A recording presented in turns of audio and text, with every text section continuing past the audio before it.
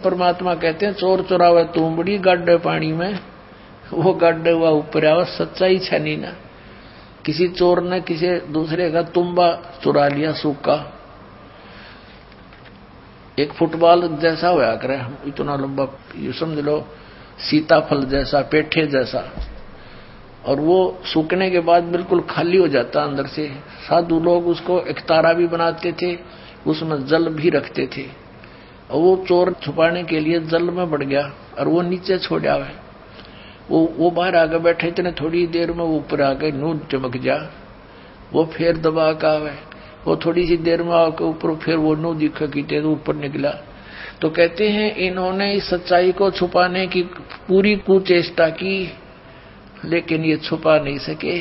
अब देखो यही शिव पुराण आपको दिखाते हैं।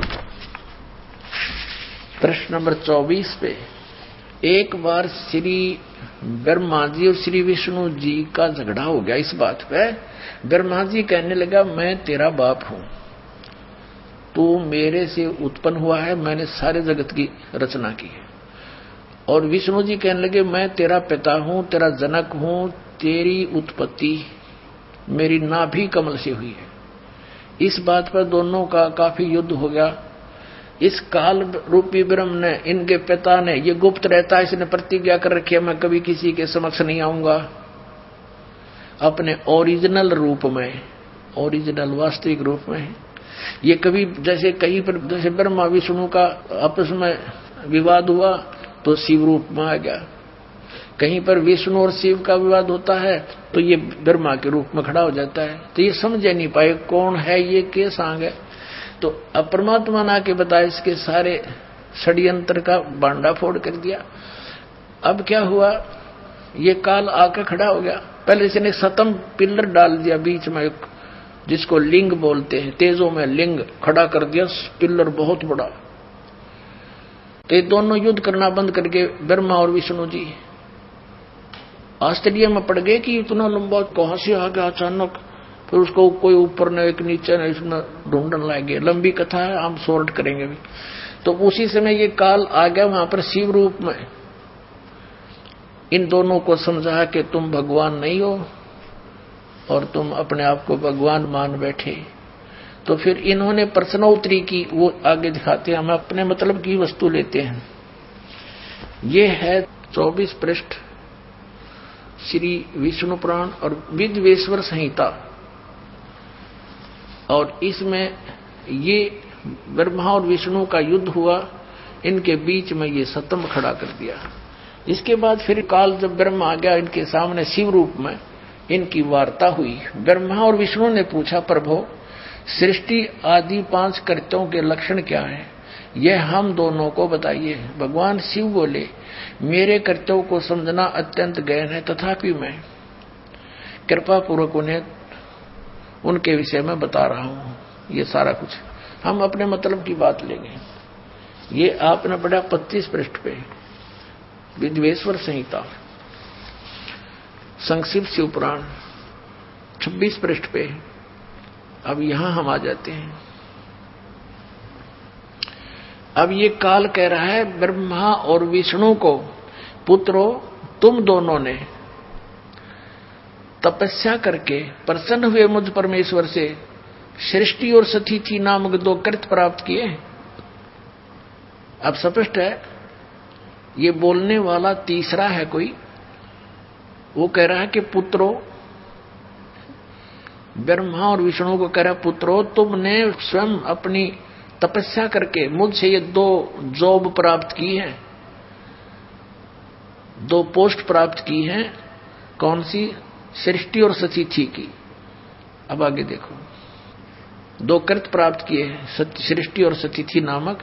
पुत्रों तुम दोनों ने तपस्या करके प्रसन्न हुए मुझ परमेश्वर से सृष्टि और सतिथि नामक 2 कृत्य प्राप्त किए हैं, ये दोनों तुम्हें बड़े प्रिय हैं। इसी प्रकार मेरी विभूति स्वरूप, यानी मेरी ही शकल के रुद्र और महेश्वर ने, ये मैं नहीं है, ने 2 अत्यंत कृत संहार और तिरोभाव मुझ से प्राप्त किए हैं। अब जो दास कंसेप्ट क्लियर करना चाहा था वो ये हो गया कि ये चार और हैं, ये बोलने वाला पांचवा है। महेश्वर, रुद्र, ब्रह्मा और विष्णु, इनका पिता है यो काल, यो पांचवा न्यारा है। इति सिद्धम कि ब्रह्मा विष्णु महेश के पिताजी कौन है? काल रूपी ब्रह्म। अपने आत्माओं 600 वर्ष पहले भगवान कबीर साहब ने कहा था, अब मैं तुमसे कहूं चिताई, त्रिदेवन की उत्पत्ति वाई। मां अष्टंगी पिता निरंजन, ये जमदारुण वंशन अंजन। पहले की निरंजन राई, पीछे से माया उपजाई। माया रूप देख अति शोभा, देव निरंजन तन मन लोभा।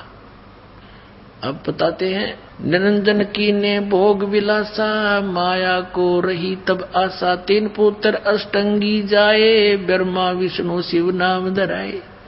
कति सिंपल लैंग्वेज में मालिक ने इस सूक्ष्म वेद में बता रखा है कि इस काल रूपी ब्रह्म सरपुरुष की और दुर्गा के संयोग से दुर्गा को आशा रही, प्रेग्नेंट हुई, फिर उन 3 पुत्रों की उत्पत्ति की। कति क्लियर कर दिया। और फिर मालिक ने एक शब्द और बोला, गुण तीनों की भक्ति में ये भूल पड़ो संसारे। कहे कबीर निज नाम बिना कैसे उतरो पारे। 3 देव की जो करते भक्ति, उनकी कदे ना हो मुक्ति। कंसेप्ट क्लियर हो गया तो नासवान है, और इनकी भक्ति करने से वो पूर्ण मोक्ष कैसे प्राप्त होगा? जहां जाने के बाद फिर लौटकर कभी संसार में नहीं आते, ये आप जन्मते मरते हैं। तो इसके लिए इन्हीं पवित्र सदग्रंथों से प्रमाणित करेंगे आपके लिए। पहले तो ये प्रमाणित करते हैं ये 3 गुण क्या हैं? रजगुण ब्रह्मा, सतगुण विष्णु, तमगुण शिव जी। वैसे तो बहुत बार आ चुका है, फिर भी पुण्यात्माओं ये अज्ञान भी हमारे अंदर हजारों वर्षों से फीड किया गया, झूठा लगातार लगातार फीड कर दिया, हम यहां तक भर दिए इस अज्ञान से। अज्ञान सुनते हैं तो हमें अंदर जगह नहीं, लेकिन ये ऐसा ज्ञान है कि अपनी जगह बनाएगा और उसको बाहर फेंक देगा उठा करके। अब देखना मार्कंडेय पुराण में स्पष्ट किया है। ये अपने पवित्र पुराण सदग्रंथ हैं जिनको हम शिरोधार्य मानते रहे और पढ़ते रहे और खरीदते रहे। ये गीता प्रेस गोरखपुर से प्रकाशित है। प्रकाशक एवं मुद्रक हैं गीता प्रेस गोरखपुर, गोविंद वन कार्यालय कोलकाता का संस्थान। अब इसके 123 पृष्ठ पर ले चलते हैं आपको। 123 पृष्ठ पे अब यहां से शुरू करेंगे। 122 से हम संक्षिप्त मार्कंडेय पुराण। यहां देखिएगा, मार्कंडेय जी बोले, ये मार्कंडेय जी का ही आगे ज्ञान है। यहां आ जाते इसके सामने हम। इस तरह स्वयंभू परमात्मा की 3 अवस्थाएं हैं। रजगुण प्रधान ब्रह्मा, तमोगुण प्रधान रुद्र और सतोगुण प्रधान विश्वपालक विष्णु है। ये ही 3 देवता हैं और ये ही 3 गुण हैं।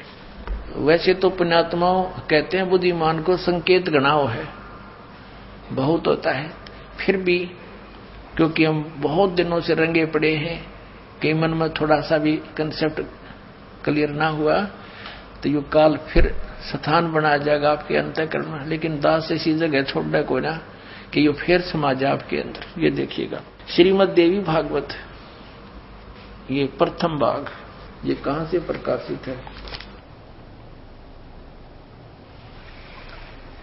अथ देवी भागवतम सभाष्टीकम सहमात्यम, खेमरा श्री कृष्ण दास प्रकाशन, बंबई 4। अब हम इसके यहां आते हैं। ये है अथ श्री मद देवी भागवते भाषा टीका युक्ते तृतीय स्कंद है सब प्रारंभते, ये 3रा स्कंद प्रारंभ। इसके हम 11 पृष्ठ पर ले चलते हैं आपको। ये 11 पृष्ठ है और ये 3रा स्कंद है भाषा टीका तृतीय स्कंद अध्याय 5। ये अध्याय 5 का ये 7वां श्लोक यहां समाप्त हुआ और 8वां प्रारंभ होता है। भगवान शंकर कहते हैं, हे माता, यदि हमारे ऊपर